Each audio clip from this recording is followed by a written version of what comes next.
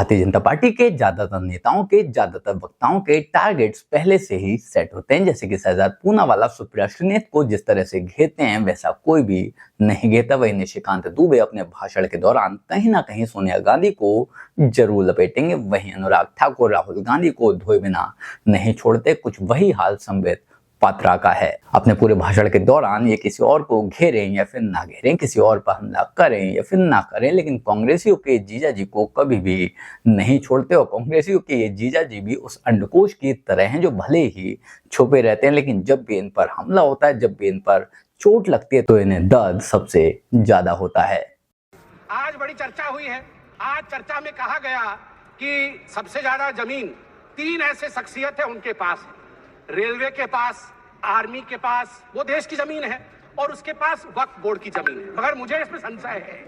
मुझे लगता है तीसरे नंबर की जमीन तो किसी परिवार के बोर्ड के पास है। अगर सही से देखा जाए, आप ध्यान से देखिए, एक परिवार का बोर्ड है, अरे है एक परिवार का बोर्ड, उसके पास हो सकता है इससे अधिक जमीन निकले। अरे मैं किस परिवार के बारे में बोल रहा हूँ, आप क्यों विचलित हो रहे हैं? वो उधर है। अब आप चिंता मत करें, उधर है, आपको नहीं, उधर आप भी जानते हैं किधर है। दरअसल कल संसद सत्र के दौरान वक्फ बिल पर बोलते हुए संबित पात्रा कह रहे थे कि हमने वक्फ बिल को तो निपटा दिया, क्यों ना जीजा जी को भी लगे हाथ धर लेते हैं, जीजा जी को भी निपटा देते हैं, क्योंकि वक्फ से भी ज्यादा प्रॉपर्टी इनके पास हो सकती है, फिर इन्हें क्यों बख्शना। जिसको लेकर कांग्रेसी तिल मिला गए, पगला गए। बाकी क्या हुआ इस बहस के दौरान आप खुद देखिए। संबित पात्रा जी प्लीज, नो प्लीज। माननीय सभापति महोदय, आपका बहुत बहुत धन्यवाद।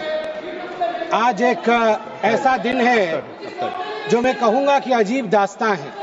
प्लीज। मुझे एक तरफ बहुत खुशी की अनुभूति हो रही है कि एक ऐतिहासिक बिल के पारित होने के समय में आज लोकसभा में मौजूद हूं, और वहीं मुझे दुख की भी अनुभूति हो रही। हम सब भारत के बच्चे यहाँ बैठे हैं, और यहाँ तकरार 2 पक्षों के बीच इसको लेकर हो रहा है कि क्या भारत का एक पक्ष मुसलमानों के अधिकार को छीन लेगा?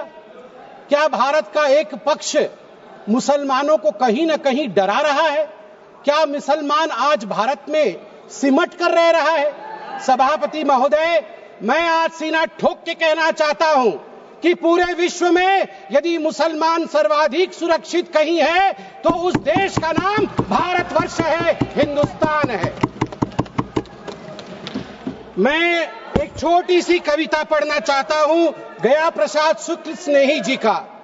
किसी को नहीं बनाया दास, किसी का किया नहीं उपहास, किसी का छीना नहीं निवास, किसी को दिया नहीं त्रास, वही हम है भारत संतान, वही हम है भारत संतान।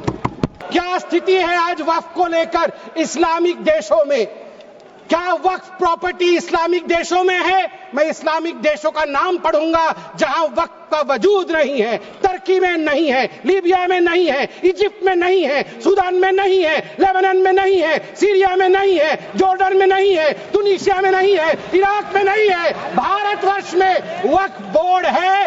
वक्फ प्रॉपर्टी को कानूनन सुरक्षा, लीगल प्रोटेक्शन दिया गया है। उसके बाद भी हंगामा क्यों है बरपा? उसके बाद भी हंगामा क्यों है बरपा? मैं पूछना चाहता हूं। हम चाहते हैं वक्फ औलाद के अंतर्गत जब आपकी फैमिली लाइन समाप्त होती हो, उस समय अगर एक बेवा हो, उस समय यदि तलाकशुदा महिला हो, उसको नजरअंदाज करते हुए किसी भी कीमत पर प्रॉपर्टी जो है वो वक्फ के पास नहीं जानी चाहिए। ये अगर मोदी जी सुरक्षित महिला को सुरक्षा दे रहे हैं, सुनिश्चित कर रहे हैं, तो किसी को क्या दिक्कत हो रही है? मैं यहां कहना चाहता हूं, जहां तक दान, क्योंकि वक्फ का मतलब दान होता है, और हर धर्म में, मेरी बहन अभी सिख धर्म के विषय में बता रही थी, मंत्री जी भी सिख धर्म के विषय में बता रहे थे, सेवा और दान, इसके आधार पर सिर्फ धर्म आज देश का विदेश में जाना जाता है। हिंदू धर्म, ईसाई धर्म, सब में दान का महत्व है। आदि शंकर ने आज से हजारों वर्ष, केरल के लोग भी सुन रहे हैं, मैं कहना चाहता हूं, भज गोविंदम में दान के लिए क्या कहा था? गेयं गीता नाम सहस्त्रम, गेयं श्रीपति नाम ध्येयं श्रीपति रूपमजस्रं नेयं सज्जन संगे चित्तं देयं दीन जनाय जवित्तम। दीन जनों को गरीबों को वित्त दान करो, ईश्वर मिलेंगे। भगवान का नाम लो, गीता का ध्यान करो, ईश्वर मिलेंगे। और वही इस्लाम में भी ज़कात, सदका और सदके जरिए के नाम से जिक्र किया गया है। वक्फ जो दान की जमीन और पुण्य के लिए, परमार्थ के लिए, धर्मार्थ के लिए वक्फ बनाया गया है। वक्फ के बोर्ड में आज जो लोग कह रहे हैं कि वक्फ एक्ट में ये जो अमेंडमेंट है ये अनकॉन्स्टिट्यूशनल है, ये किस आधार पे कह सकते हैं? 1995 में वक्फ एक्ट आया, मतलब उससे पहले से चल रहा था। 1995 एक्ट के अंतर्गत अभी हम चल रहे हैं। 1995 के बाद अब याद करिए 2013 में भी अमेंडमेंट हुआ। उससे पहले 1954 में, 1959 में, 1964 में, 1969 में और 1984 में अमेंडमेंट्स या संशोधन हुए हैं। अगर वो सारे संशोधन ठीक थे तो आज ये संशोधन अनकॉन्स्टिट्यूशनल कैसे हो सकते हैं? मैं छोटे से एक विषय को रखना चाहता हूं। आज आप देखिए, सच्चर कमेटी ने 2006 के अपने रिपोर्ट में कहा था, सच्चर कमेटी ने कहा था कि उस समय 2006 में वक्फ के पास 4.9 लाख रजिस्टर्ड प्रॉपर्टी थी। उस 4.9 लाख रजिस्टर्ड प्रॉपर्टी से मात्र वक्फ की जो कमाई हो रही थी वो उस समय 163 करोड़ की थी। मगर सच्चर कमेटी ने कहा यदि सही तरीके से इसका इस्तेमाल किया गया होता, सही तरीके से लीज दिया गया होता, फेयर मार्केट प्राइस के आधार पर किया गया होता तो 12,000 करोड़ की आमदनी होती, 12,000 करोड़ की, 10% का रिटर्न मिलता। आपको जान के आश्चर्य होगा, ये 4.9 लाख रजिस्टर्ड प्रॉपर्टी बढ़ करके हमारे समय 8.72 लाख रजिस्टर्ड प्रॉपर्टी बनी। मतलब 20,000 करोड़ से 25,000 करोड़ तक की आमदनी होनी चाहिए, मगर आमदनी हुई कितनी? 2019 से 2021 के बीच में 166 करोड़ और 2025 में आपको जान के आश्चर्य होगा, अभी माननीय गृह मंत्री जी ने बताया लीज रिकॉर्ड 0 और आमदनी 9.92 करोड़ रुपए मात्र। उस समय 2006 में 162 करोड़ और जब ये डिबेट हो रहा है तो 9.92 करोड़। प्रॉपर्टी डबल हो गई मगर पैसे घट गए। कहां गए वो पैसे, किसके जेब में गए वो पैसे? यदि ये पारदर्शिता। वैसे सभापति महोदय, मुझे एक बात में संशय है, मुझे लगता है उत्तर प्रतिपक्ष वाले ही दे पाएंगे। आज बड़ी चर्चा हुई है, आज चर्चा में कहा गया कि सबसे ज्यादा जमीन 3 ऐसे शख्सियत है उनके पास है, रेलवे के पास, आर्मी के पास, वो देश की जमीन है, और उसके पास वक्फ बोर्ड की जमीन है। मगर मुझे इसमें संशय है, मुझे लगता है तीसरे नंबर की जमीन तो किसी परिवार के बोर्ड के पास है। अगर सही से देखा जाए, आप ध्यान से देखिए, एक परिवार का बोर्ड है, अरे है एक परिवार का बोर्ड, उसके पास हो सकता है इससे अधिक जमीन निकले। सभापति महोदय, घंटी तो उनकी बजनी चाहिए, आप हमारी मत बजाइए। सभापति महोदय, मैं आपको अरे मैं किस परिवार के बारे में बोल रहा हूं, आप क्यों विचलित हो रहे हैं? वो उधर हैं, उधर हैं। अब आप चिंता मत करें, उधर हैं, आपको नहीं। हाँ, उधर उधर उधर आप भी जानते हैं किधर हैं, उधर हैं। चलिए आप वक्फ पे आइए। देखिए, वक्फ जो ये संशोधन हुए हैं, इसमें एक बहुत महत्वपूर्ण प्रावधान है कि लंबे पेंडिंग लिटिगेशंस ये नहीं होने चाहिए।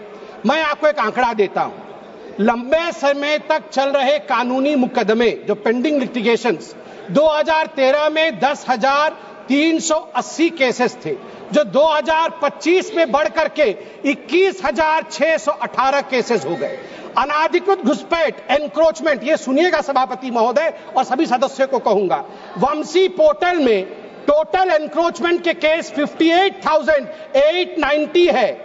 इसमें से लगभग 31,999 पेंडिंग एनक्रोचमेंट है, जिसमें 9,000 मुस्लिम पार्टीज है, अर्थात मुसलमानों के जमीन पर भी अधिग्रहण का काम वक्फ बोर्ड ने किया है। इसलिए जो ये बिल के बारे में आज हम चर्चा कर रहे हैं, मुसलमान भी पीड़ित है, इसलिए बिल से संरक्षण मुसलमान को भी मिलेगा और पूरे हिंदुस्तान के सभी कौम को मिलेगा। मैं अंत में इतना ही कहना चाहता हूं कि सेक्शन 40 को लेकर आज जो कहा गया, मैं बस 30 सेकंड में समाप्त करूंगा।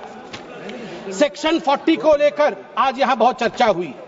ये जो तर्कहीन शक्ति, इरेशनल पावर दिया गया था वक्फ बोर्ड को, खुद ही इंक्वायरी करते थे और खुद ही जमीन को वक्फ में डिक्लेयर करते थे। आज देश में 515 ऐसी प्रॉपर्टी है, उसी का शहर, वही मुद्दई, वही मुंसिफ, हमें यकीन था हमारा कसूर निकलेगा।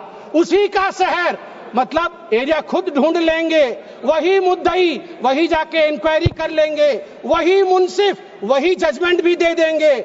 हमें यकीन था, जिसकी जमीन थी, हमें यकीन था हमारा कसूर जरूर निकलेगा। मगर सभापति महोदय, मैं धन्यवाद देना चाहूंगा आदरणीय प्रधानमंत्री श्री नरेंद्र मोदी जी का, हमारे माननीय गृह मंत्री जी का, किरण रिजिजू जी का, कि इन्होंने इस प्रकार के एक प्रावधान को यहाँ प्रस्तुत किया है जिससे देश में हम सब सुरक्षित रह सके। धन्यवाद। डॉक्टर संबित पात्रा का यही अंदाज, यही ह्यूमर मुझे सबसे ज्यादा पसंद है और शायद इसी वजह से कांग्रेस इनसे भिड़ने से पहले 4 बार सोचा करते हैं। बाकी आपको ये भाषण कैसा लगा कमेंट कर जरूर बताएं। जल्द मिलते हैं किसी नए वीडियो में नए टॉपिक के साथ। तब तक गुड बाय, नमस्कार, जय हिंद।